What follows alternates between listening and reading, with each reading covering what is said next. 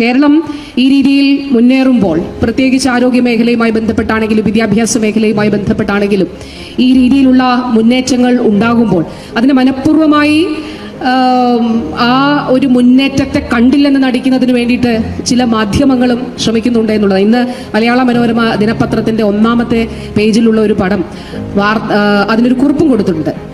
മരുന്നിനില്ല മരുന്ന് എന്നാണ് അതിൽ കൊടുത്തിരിക്കുന്നത്. അപ്പോൾ ഞാനിത് രാവിലെ കണ്ടപ്പോൾ DHSനോടും അതുപോലെ ഉത്തരവാദിത്തപ്പെട്ടവരോട് എന്താണ് ഇത് കാര്യമെന്ന് തിരക്കി.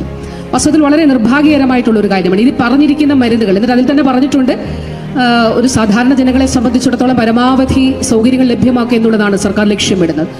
ഏറ്റവും കൂടുതൽ സൗജന്യ ചികിത്സ നൽകുന്ന സംസ്ഥാനം കേരളമാണ്. അപ്പോൾ ഈ കുറിപ്പടി പരിശോധിക്കുമ്പോൾ അതിൽ തന്നെ എഴുതിയിട്ടുണ്ട് 9 മരുന്ന് എഴുതി, ആദ്യം 3 മരുന്ന് കിട്ടി, പിന്നീട് 4 മരുന്ന് കൂടി കിട്ടി എന്നുള്ളത് പറയുന്നുണ്ട്. 2 മരുന്ന് സർക്കാരിന്റെ ഡ്രഗ് ലിസ്റ്റിൽ ഇല്ലാത്തതാണ്, അത് പരിശോധിച്ചിട്ടുണ്ട്. പക്ഷെ അത് കേൾക്കുമ്പോൾ